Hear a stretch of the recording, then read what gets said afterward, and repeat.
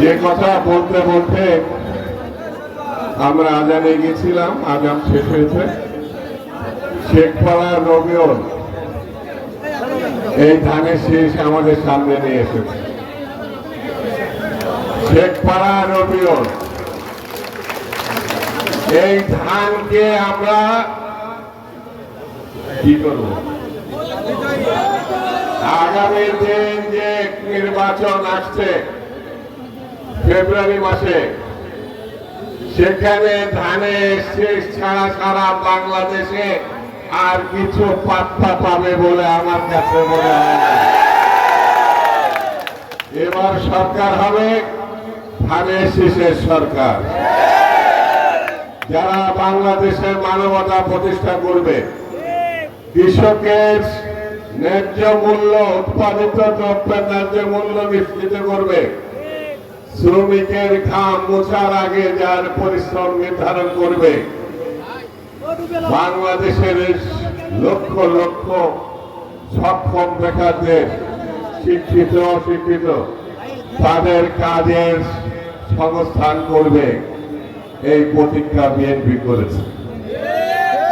সেই প্রতিজ্ঞা যদি বাস্তবায়ন করতে হয় তাহলে ধানের শীষের সরকার দরকার। দিবেন তো ভোট? হাত উঠান, আমার তালি দেন। আমার কথা খুব পরিষ্কার, যেদিন বেগম জিয়া সরকার প্রতিষ্ঠিত হবে, ধানের শীষ জয়লাভ করবে, তারেক রহমান সাহেবের প্রধানমন্ত্রিত্ব নিশ্চিত হবে, সেদিন তো আমরা অনেকে ঢাকায় যেতে পারবো না। সেই জন্য এই তালিকা দিলাম, আগে দিয়ে রাখলাম। কথা পাকা পোক্ত, ঘরে ঘরে যেতে হবে। আজ থেকে শুরু হলো ধানের শীষের জন্য মাঠকে আমাদের তৈরি করতে হবে।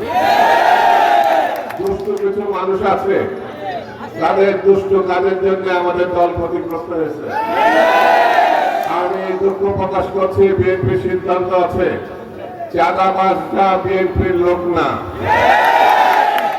দখলদাররা বিএনপির লোক না, যারা বাংলাদেশের ক্ষতি করে তারা বিএনপির লোক না।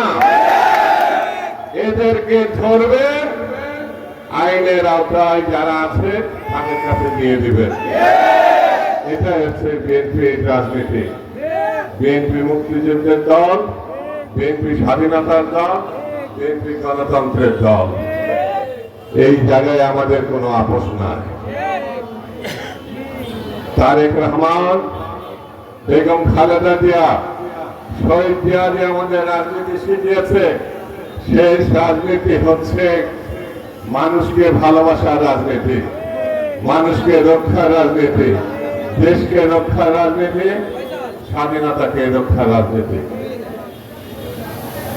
আপনারা আমার জন্য দোয়া করবেন।